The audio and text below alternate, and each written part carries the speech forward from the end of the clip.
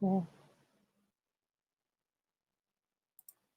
Hey everyone, sorry about that. We had a little bit of a technical difficulty there.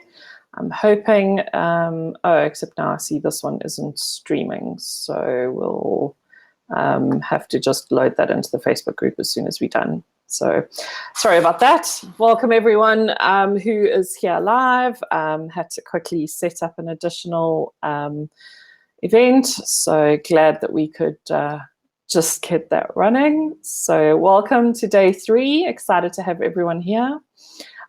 Today is, we'll be talking about Chit Chat, and what we'll be focusing on is a combination of chat platforms and the various options that are available out there, as well as touching on social media. So if I can just get a little comment in the chat, where are you joining us from, so that I can just know that the chat is working and that I am actually live, as we had a bit of a technical difficulty a little earlier.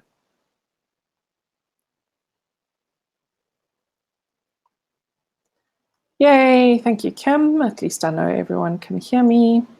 Thanks, guys. Awesome.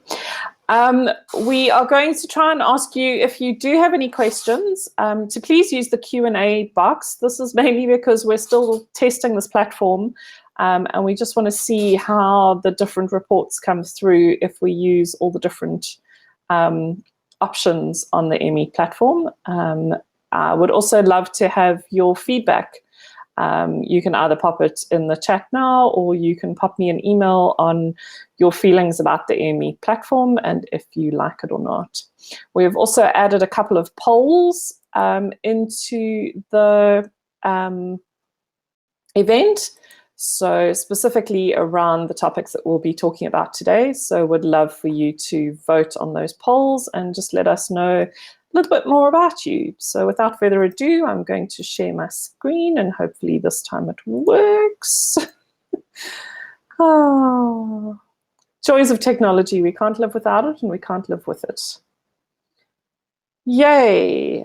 So it looks to me like it's live. And let's just go to the right screen for today. So as I mentioned, today we're talking about Chit Chat. Can I just get a thumbs up or just a yay or yes, just in the chat to let me know that you can see my screen? Awesome sauce. Thank you, guys. So yeah, there are so many options out there in the world for chatting, and I think it's become kind of a go-to in this day and age, that so many people will comment that they don't use their phone for phone calls anymore. And as much as many of us like the personal interaction, I think a lot of people, particularly in the tech and online business, have moved away from having phone calls. They often are distracting, and it can sometimes mean that you were in the middle of something and then the phone rings and you answer the phone, and it sort of throws you out. So a lot of businesses are moving into using chat platforms for their business work. So I thought to just quickly chat over some of the options that are out there. And in the polls, you'll see a poll asking you what chat platforms you use in your business. And I'm going to chat through the main ones that we've seen with the businesses that we work with and what we use in our business. And it would be interesting to know if there are others that you use that we haven't mentioned. So one that most people will be the most familiar with is WhatsApp, and you will know that you can now also have a WhatsApp business account. The nice thing with WhatsApp business is that you can set up automated responses and those sorts of things. It does, however, notify anyone that sends a message to you that they are dealing with a business account. So that clarity is a requirement of using WhatsApp for business, but it does give you some features which are quite handy. It is owned by Facebook, and a lot of people would have seen all the mass migrations away from Facebook because and from WhatsApp and going to other platforms, because Facebook notified everyone that they will be using information that is shared in WhatsApp in order to advertise to you. Now, as someone who uses Facebook advertising and is advertised to on just about every website that I visit, I actually quite like having targeted adverts. If you think back, not sure how old everyone is, but I know Kim and Adrian and a few of the others in the group will at least remember to the days of when you used to get the newspaper or you watched standard television. You got the ads that they wanted to show you, and they were very seldom related to something that you were actually wanting to buy. So all of those people that are opting out of targeted advertising are basically opting in to getting used car sales ads and various other adverts like that, that don't really apply to anything that they actually use or do. And so it really is sort of something to keep in mind as far as that goes. But the one thing that a lot of people have said is that it's not very clear with WhatsApp what they are using and are not using, and it's not the most secure chat platform. So it's definitely not recommended for passing any personal information or sharing information that you wouldn't necessarily want to make its way onto social media. Some examples of people are sending voice notes to friends about something that's happened in their lives, and the next thing they log into Facebook and they're being advertised to based on that voice note that they've sent. So there are some concerns with WhatsApp. We moved away from WhatsApp purely from a technical perspective. At the time when I was trying to find a platform, the WhatsApp business or WhatsApp desktop needed to be connected to the same internet, that your phone was connected to in order for it to update on the desktop. I believe that's now improved and that's no longer part of it. But at the time, my laptop would stay connected to my Wi-Fi, but my phone would drop the Wi-Fi on a regular basis. And so my WhatsApp would lose its connection. And I was getting quite frustrated because I wanted to have the chat platform on my computer where I was doing all of my work so that I wasn't having to look at my phone constantly. So that was when we moved to Telegram. There are some other fantastic benefits with Telegram over some of the other platforms, and we use it almost exclusively for our business. We have the majority of our clients come onto Telegram. We are able to create group chats where we can chat with the client and the rest of the team, and information can be saved and in writing. It works very, very similarly to WhatsApp. One of the biggest benefits for me is that I can share my contact details on Telegram without someone having my phone number. So Telegram lets you create a profile link, and you can share that profile link with anyone and they can connect with you on Telegram, but it's not going to share your phone number. So they won't be able to phone you on your regular phone. However, you can make voice calls via Telegram, both on the computer and on the phone, which is quite exciting. Another one that a lot of people are starting to use more and more, which I find rather surprising, but I guess in a way it makes sense, is Facebook Messenger.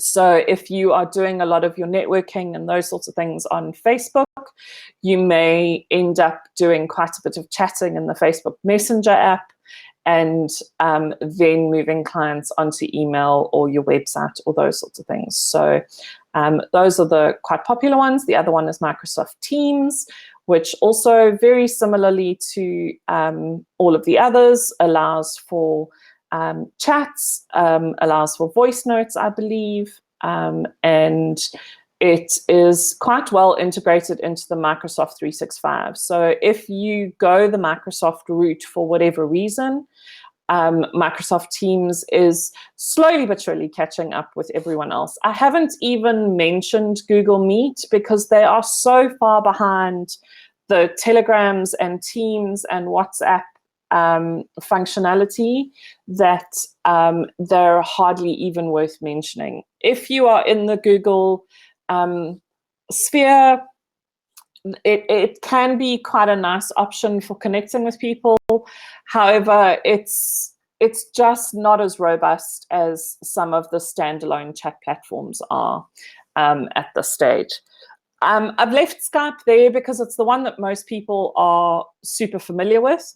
Unfortunately, though, Skype is essentially being replaced by Microsoft Teams, and the Skype platform itself, although it was fantastic probably 4 or 5 years ago, the other platforms have just completely surpassed it in their ability to actually be a full service chat platform. Skype was great for video calls, but now with Zoom, you get better connection and you get better quality on the calls. And so Skype really is going by the wayside. As far as I'm aware, it is being completely retired at some point in the near future. Slack is a very popular chat platform, still a little bit behind the likes of Telegram and WhatsApp, where they've only recently added voice notes and the ability to voice call. But it's quite a powerful and it's a very well-known platform internationally. So a lot of clients of ours already have Slack channels that we then join.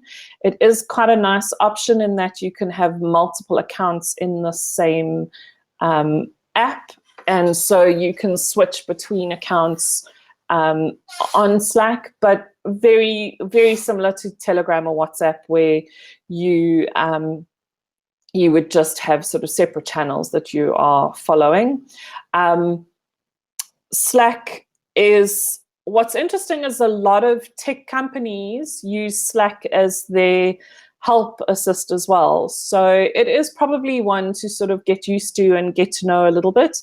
There are loads of free channels on Slack, and you can join channels for motivation and all sorts of things, which is sort of an interesting option.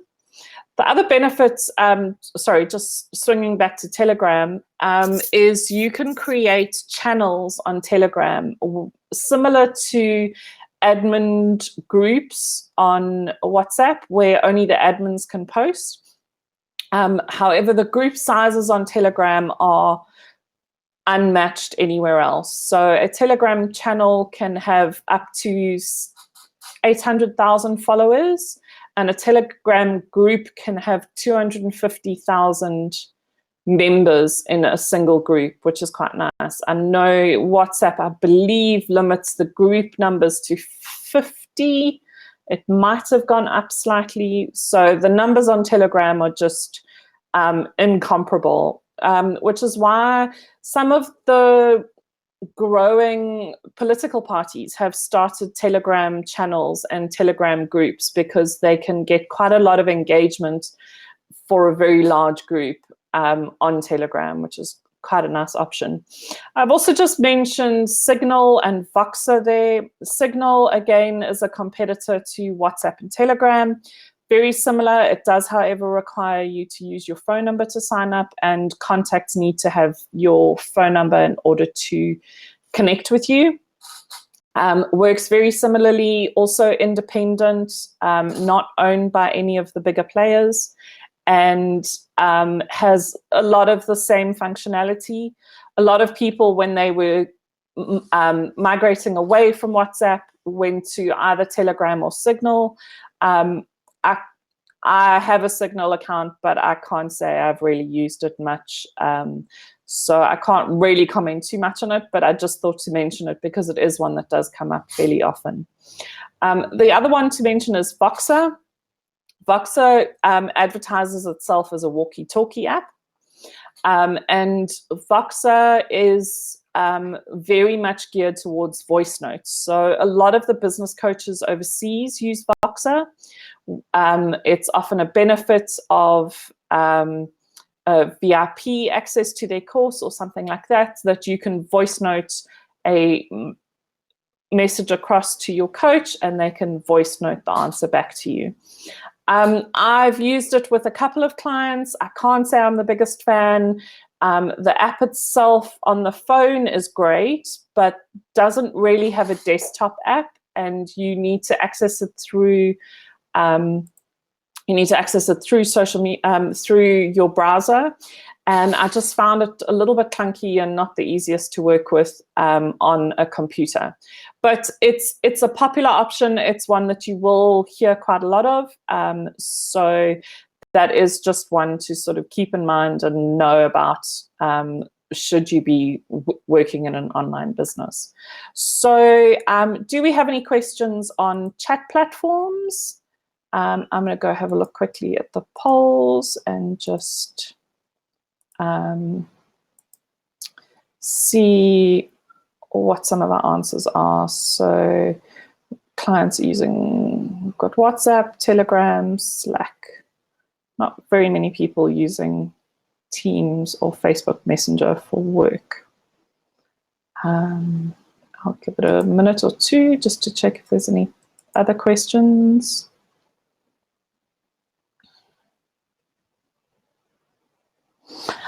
No, I don't think it is a process to move to WhatsApp Business. It's a case of literally just going into your profile settings and changing your account to a WhatsApp Business account. The only thing is, I believe it's quite a process to move back. So to downgrade from a business account to a personal account on the same phone number. So I know a lot of people have set up WhatsApp Business through their Facebook Business Manager, and that's usually a better way to do it rather than setting it up, rather than changing your own personal profile, because then you have the two accounts separately on the app so that you can keep them separate.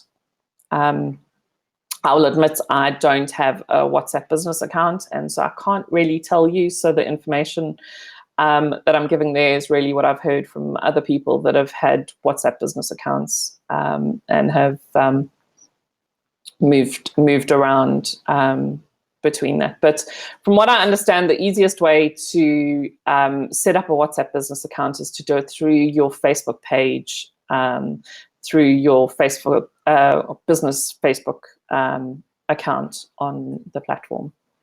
So that would be my suggestion there. Right, so I'm going to move into a very quick conversation about social media. Social media could really be an entire 5-day course all on its own.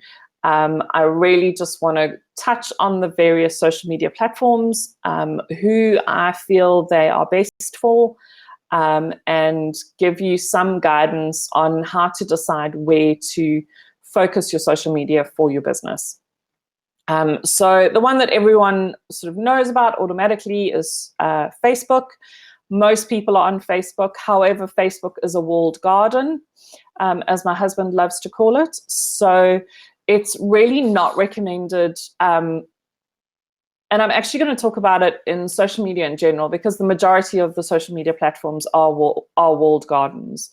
The only one that isn't really is Pinterest. And I can't really tell you about TikTok or Snapchat. But what a walled garden means that if you need to see any information that's within the platform, you need to have a profile on that platform. Now, for some people who don't want to have a social media platform or don't want to have a social media presence, they aren't able to get information from these social media pages. So for example, if my husband were to search for a business and the only information that he could find was a Facebook page, he's unable to see that information until he logs in. So and he doesn't have a Facebook profile. He has deleted his profile. He's not interested in being on Facebook anymore. He's definitely not interested in Instagram. And so it means that he's unable to see any information from Facebook pages. So it's really important to remember that your social media should be there as an opportunity, as an addendum to your main home on the internet, which you should actually own, which should be something like a website and your own domain, because social media is owned by someone else. All of these are free, and if they're free, you are the commodity. And so they are going to be using your information. They are going to be using what you share to either get other people to sign up in order to be able to advertise to them, or to get you to pay something so that you can get additional benefits from the platform. So if you think about things like social media advertising, you pay them in order to get your information in front of people, and basically you're paying to adjust the algorithm in your favor. So it's really important to make sure that your social media is exactly that. It's an extra. It's not necessarily the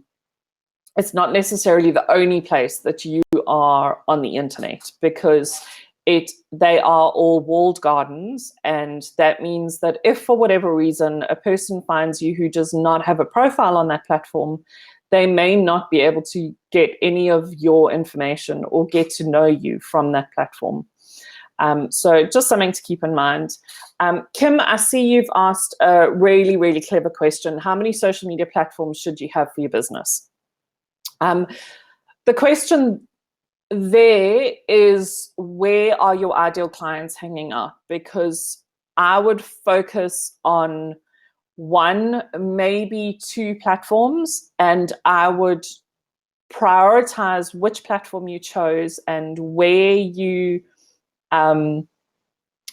put that energy in based on where you're most likely to find your ideal clients.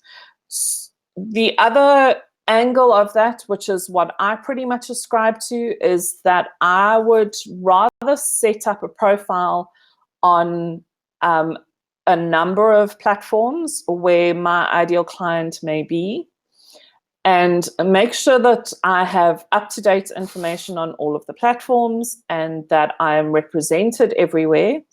But I focus my social media marketing on the platform where I'm most likely to get clients. So for our WAM Workspace business, the majority of our focus goes onto Facebook, because that is where a lot of our clients are. But we do post into Instagram and Pinterest and LinkedIn, and not so much on Twitter. I have a fantastic talk that I do for any networking events, or if you want to have me come and do a talk on if the internet was a village, how social media would be represented. So Facebook to me is like a mall. You have people walking around the mall looking at all the different things. In the mall, you have the front of the shop, which is your Facebook page, and anyone can walk past and have a look, and they can pop into that front section of your shop, and they can chat to whoever is looking after the front of the shop. If it's a small business, that's usually the owner. If it's a bigger business, that's usually an employee, but it's someone who is paid to give useful information and help people choose what to buy in that shop. You then have a back office or somewhere at the back, and that is your Facebook group. And that's where you can invite clients of your business or selected people to get a bit of deeper insight and more connection with the people that work in your business. So that's my very quick Facebook as a mall. If that's the case, then Instagram and Pinterest are two different art galleries. Instagram is very visual, lots of change, things moving around all the time. very dynamic, very interesting. A lot of really small writing on those little cards next to the images, but it's very visual, and you go in there, and when an image strikes your fancy, you go in and have a look and get a little bit deeper. Pinterest is like an enormous gallery with art from the last, with like new posts all the time, but also everything that's ever been posted to Pinterest is available to you if you know how to find it. It's lots of stairways and rooms within rooms and rooms behind rooms, and it's just a really big, beautiful place with lots of imagery that draws you in to find out more. LinkedIn is a conference venue. It's like being at a really big conference. There are booths where you can go and speak to businesses and get to know them. Everybody in the room is there to do business. So all the conversations, whether you're at the bar or you're standing in line to go to the loo, or you are talking to people as you move between lectures, or those sorts of things, is all related to business. People are there to do business. So you don't want to be going onto LinkedIn and selling ballet classes, or unless you're selling them as a team building option for business people. LinkedIn, very much business focused. Everyone there is talking about business. You are going to find out more about businesses. You're expecting everything there to be on quite a professional level. Twitter is like a slam poetry club where everything is done in 180 characters or less. And it's all very short, sharp, quite political, lots of funnies. People decide on the people that they enjoy, and you listen to them, and those sorts of things. TikTok is those kids next to the skate park down at the beachfront. You're not quite sure what they're doing. They're clearly having fun, but you don't actually know what's going on. And I will admit that that's a very 40-year-old comment, but I honestly have no idea what's going on in TikTok or Snapchat. I've never even had the app on my phone. So both of them are kind of that department. Clubhouse is almost like walking into, Clubhouse is almost like walking into a play reading, and sometimes or a huge lecture hall, and you've sort of walked into a room halfway through a discussion, and you kind of don't necessarily always know what's going on. If you have a schedule and you know when to arrive, you can actually learn some things, but it kind of, it's still up and coming. I don't know a lot of people that are having a lot of success. I've popped in a couple of times and I just can't get the hang of Clubhouse at all. Again, very audio. There's almost no writing at all. It's all just like almost having like a podcast on shuffle, and not always getting in at the beginning of things. But I'm more than open to anyone who would like to discuss any of these ideas with me.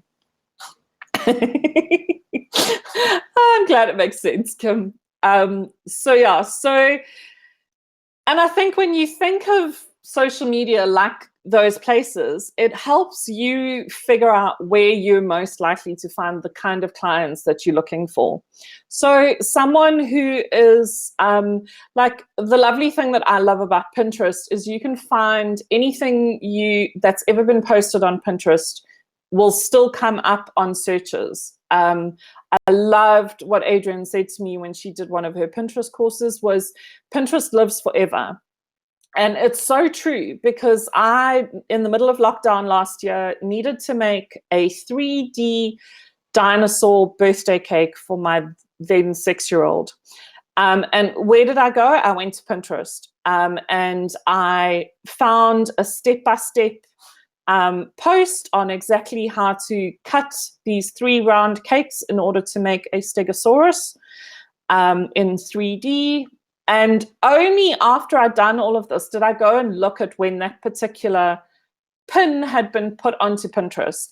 And it had been there since 2016, because if I went to go and follow the lady, she was posting, that was her son's 8th birthday cake, and she was already posting teenage birthday cakes for him. So that pin had been on Pinterest for years and years, and people had pinned it here and pinned it to this dinosaur cake board, and someone else had found it when they were looking for something else. And so Pinterest lives forever. So the kind of content that you want to be putting onto Pinterest is the kind of content that you're happy to live forever. So it's not the place to be putting things that that may get dated, or that are going to change when technology changes and those sorts of things. It's more about, particularly if you think about virtual assistants and online businesses, you want to be putting motivational quotes into Pinterest. You want to be including information about your business that isn't going to change. So things like your story of how your business came about. You would want to be putting posts about your services. But the kinds of so I wouldn't be putting prices on a Pinterest post, because your prices are likely to change. So you want to have information that kind of really is going to live, is okay if it lives forever, kind of thing. Twitter in South Africa is known as Black Twitter. It's very definitely a different target market. And if you get into that market and it is a platform that you are comfortable in and start to get to know, it can be a very lucrative social media, but it is a very specific audience in South Africa. LinkedIn, like I said, everyone is there for business. And so if business people are your target audience, and the business people that you're targeting are targeting business people hanging out on LinkedIn. Because I think for us, our business people that we're targeting hang out on Facebook, because that's where their audience is. And so we focus the majority of our marketing on Facebook and Instagram, because the majority of our clients focus their marketing and their connecting and their social media to Facebook and Instagram. So you want to be where your clients are hanging out. So that is my little quick spiel on social media. Let's have a look who is, so most people are on Facebook and Instagram, a few on LinkedIn. Nobody in this group is using Twitter, and a couple on Pinterest and others. So I'd love to know what those others are. Is anyone using Clubhouse? I would be interested to know if you are. I can't imagine our audiologist is using Clubhouse very much.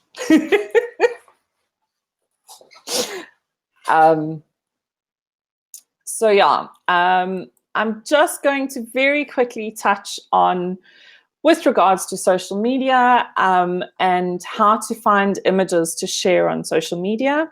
So stock photos are basically photographs that photographers have taken and have given permission to you to use them in selected ways. So depending on the website that you sign up with will depend on how you can use those images. So Pixabay, Pexels, and Unsplash are all 3 free stock photo websites.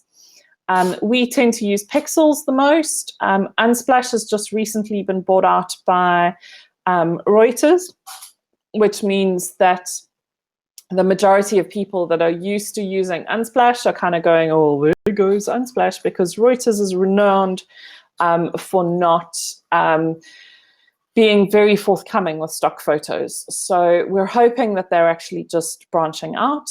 Hotestock is a paid service where you pay for a certain number of months and you get access to the stock photography in their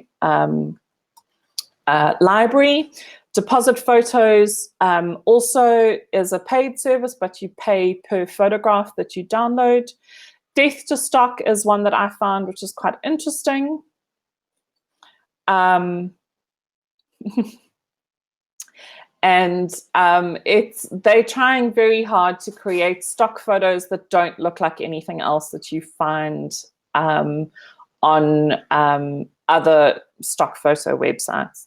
The important thing to remember with stock photography and with any photo really that you find on the internet is that you can't always use these photographs just because it's on Google and Google Images doesn't mean that it's actually authorized for you to use on your website or in your social media. So it's always best to use something like a stock photography site where you know that you're allowed to use that image in your creations.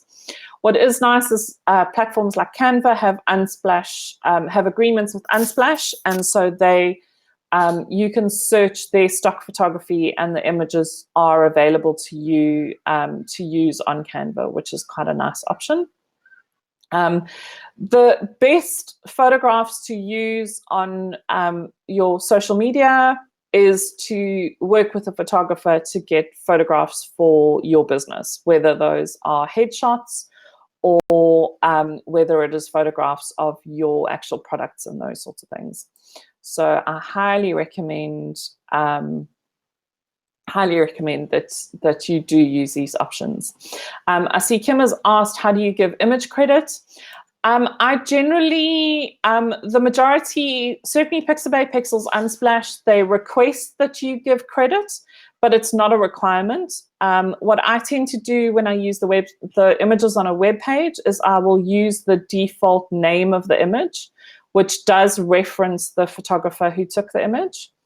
I will also, if I've used an image for a particular platform, I will sometimes, if I can, reference who I used in the caption. But most of them, it's not compulsory to reference these images when you use them on social media. And generally, if you're working, certainly the paid ones, you don't have to give any reference for those. And if you're working with a photographer, generally your agreement with the photographer is that you can use the images without crediting. If you have got a system where the photographer has asked you to credit because you're not paying as much for the photos or something like that, then you need to check with them how to do it. So one of our clients has a page on their website for all credits, and they actually list out the photographers who they've used throughout their website with links to those photographers' pages, and there's a small link in their footer to that credits page. So that is an option for crediting if you are going to use a lot of options. Yeah, I hope that answers your question, Kim, on the crediting. I will usually, usually I'm not just using a photograph without editing it myself. So once you've edited it, you really aren't required to credit the photographer necessarily. Obviously, it is beneficial to them, but yeah. So that's my answer there. Cool. And then I very quickly, just because we're already almost over time, but very quickly just to touch on some of the image editing platforms. Canva is the most common platform that most people have heard of. Very popular. You can have a free account. You can do most things quite successfully on the free account. I will say that I had a free Canva account for probably the first 18 months, maybe 2 years of my business. And I didn't think that I was missing terribly much from having a paid account. And then I paid for my account and I was blown away. If there's one platform that I highly recommend paying for, it's paying for the pro version of Canva. The tools that you have available on the pro version are just phenomenal, and saves a huge amount of time. So highly recommend Canva, and highly recommend paying for your Canva account. There are a number of options for creating social media posts built into the platform. So Facebook has Creative Studio, which works for posting both to Facebook and Instagram. What's nice about that is you can tie in your designs, and you can tie in your posting, and you can schedule things across the platform all in one place. So if those are the two main platforms that you use for your business, it's well worth using the Facebook Creative Studio to schedule everything there. Pinterest has its built-in pin creator, which is really quite a nice option as well, and it helps you structure everything with your links and all of those sorts of things. And then there's Tailwind, which is a platform specifically targeted. Initially, it was targeted at Pinterest, but now you can use Tailwind to post to Instagram, and it's not Facebook. Where's the other place, Adrian? I'm going to rely on you for that one. I can't remember, but Tailwind is expanding to essentially become a competitor to Canva. The problem with Canva is it's just so user-friendly that it really can't be beat. Another two platforms which you may hear mentioned, Stencil is a competitor to Canva. I've played in it. It just wasn't as intuitive for me as Canva was, I'll be honest. And I didn't keep that account very long at all. And then we have a platform called Relay That, which is quite a fun and exciting platform in that you can pull a URL into the platform and it will automatically generate on-brand images for multiple different platforms. So you can, from one URL, it will pull the fonts and the colors and the photographs and the logo, and you match it all up, and then you can choose your layouts and download 10 or 15 different layouts that all look the same and on brand, which is quite a nice platform as well. So that is everything that I had for today. Yeah, so that is everything that I have for today for the chit chat. I hope that it has been helpful and that you've gained some extra knowledge. Tomorrow we will be going on Tick Tick Done, and we'll be going through options for task management and the various things that are out there, as well as looking a little bit at social media scheduling platforms. I thought today would end up being a bit long, so I've saved that for tomorrow's Tick Tick Done day. So I look forward to seeing everyone tomorrow on Technophobe No More Tick Tick Done. Have a fantastic day further, and we'll chat to you shortly. Thanks, ladies. Going to give one more minute just to make sure that I've got all the questions.